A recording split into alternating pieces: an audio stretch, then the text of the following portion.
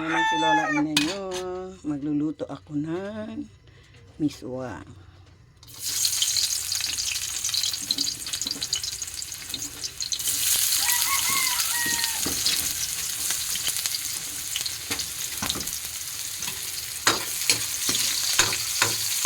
Wala akong hibi na nakita, kaya dailies na naman isasahog ko.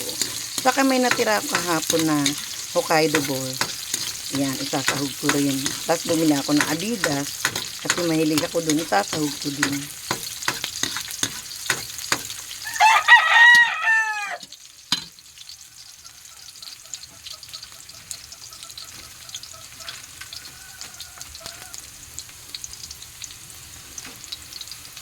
Yan.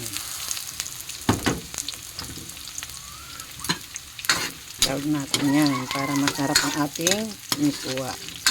Saka yung sabaw ng Hokkaido. Ihahalo natin yung nakahapon. Diba nag Hokkaido balls nga ako. May sabaw yun. Ihahalo natin yung pampasarap din yun.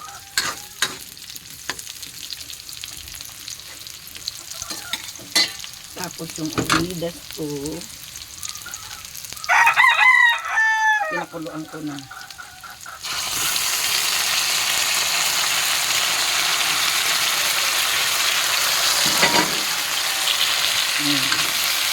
Ang dagdag lang. Gusto ko lang kumain ng Adidas, kaya dinagdag ko lang. Nasa atin naman yun kung ano yung gusto natin mapansahin.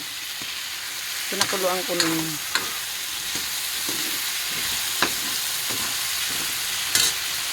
Wait lang ha.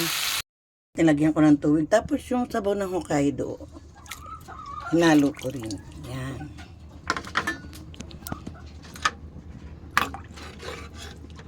Yan.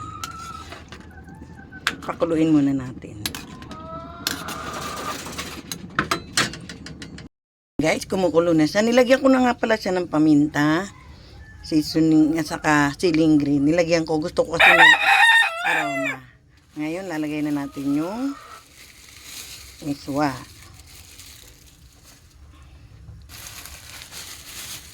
Ay!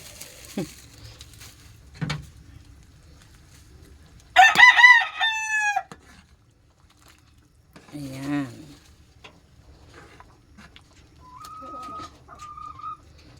Sunod po natin ang patola. Ay! Mahirap pag walang hawakan ng cellphone eh. Ano yung kamay mo? Gumagana parehas. Ayan po. Ayan.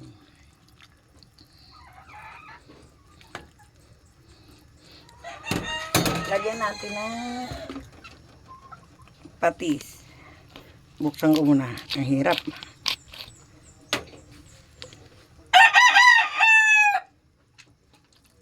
Ayan.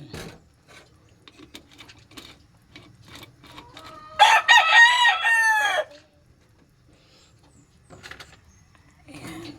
Lutuin muna natin yung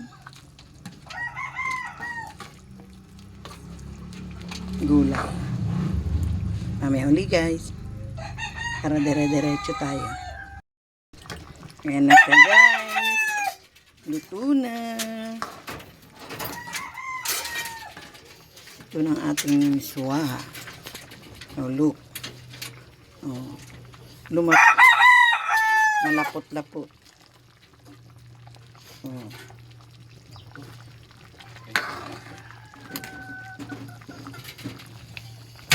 Okay guys, tapos na tayo sa isang recipe.